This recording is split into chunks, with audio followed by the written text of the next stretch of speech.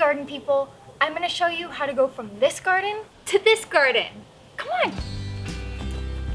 Here's how to transform an unruly space into productive garden beds. First things first, take control of overgrown plants. Our plum tree is sending up so many sprouts, so we're going to cut these down to the soil line. We're also going to take out bolted crops, which can be mixed in with our homemade compost to go back into the soil one day. Now, time for the weeds. Really make sure you're taking the whole root of your weeds, or they'll keep popping up year after year. It's time consuming, but you'll thank yourself for being thorough. Once our space is bare, I'm going to grab some tools. A garden fork and rake will do.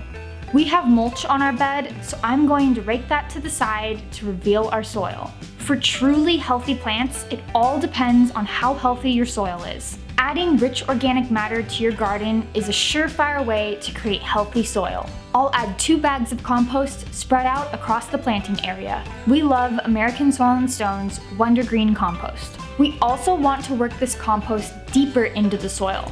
So for a low-till approach, I'm just going to press a garden fork a few inches into the soil to get the compost a bit deeper than surface level. I'll fork this in every couple feet across the whole bed. And after forking the compost in, I'll level out the surface by raking the soil evenly. And to separate this into 2 large garden beds, I'm going to pour down a mulch pathway just wide enough to walk on. Now our garden is ready for planting tomatoes. So let's make a trellis. We found 6-foot bamboo stakes at our local garden center for just under $3 a piece. The first step is to place a set of bamboo stakes on each side of the bed. I'm going to measure these out and go down the row so both sides will look the same. Once it looks good, I'll hammer them in. Next step is to secure the bamboo together. All you need is twine and a pair of scissors. I'll cut a piece of twine about 3 feet long. Start with 1 bamboo stake. Cross the twine like an X over the stake. Wrap the twine under the X and pull it through to tighten. Bring the other bamboo stake and cross it behind the tied one. Start very tightly wrapping the twine in a circle around both stakes. Wrap the twine so each wrap lies above the previous one so there's no overlap or crosses. It's essential that you make this as tight as possible.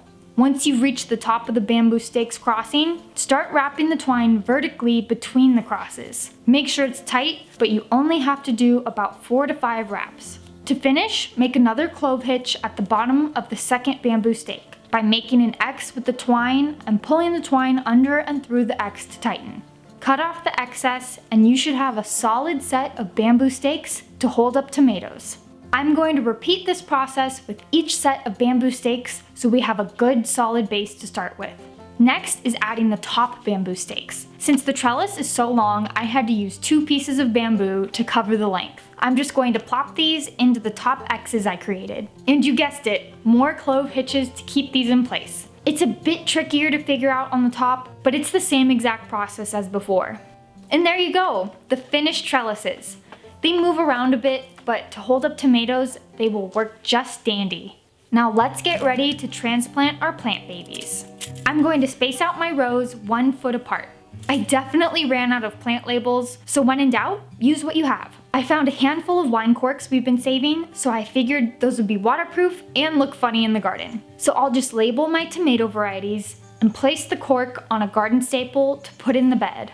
Next up is planting. Finally, we have all of our tomato starts ready of about 10 different varieties. We used the Epic 6L trays from Epic Gardening, which makes transplanting a breeze. I'm going to choose the strongest, healthiest looking transplants for my garden. I'll dig a hole deep enough to fit the tomato, making sure to space each plant at least 1 foot apart and pressing the plant in snugly to their new home. I'll also place the silly cork marker in so I remember the variety. We have a plethora of tomato starts, but only space for 40 tomatoes in these beds, which is plenty for a home garden.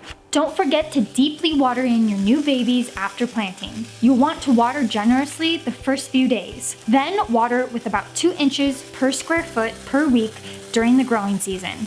We'll set up our mini sprinkler drips so we won't have to hand water the whole season. Now, about a month later, our tomatoes are growing tall. This is where the trellis comes into play. I'm going to cut a 6-foot piece of twine and do our favorite clove hitch around the top of the bamboo. Then we can tie the other end loosely around the main stem of the tomato. This way we can train the tomato to climb up the twine so they stay organized and get the support they need. I'll do this for each tomato plant. Now we can tend to these plants and wait patiently for our summer fruit. Thanks for watching, and happy summer gardening!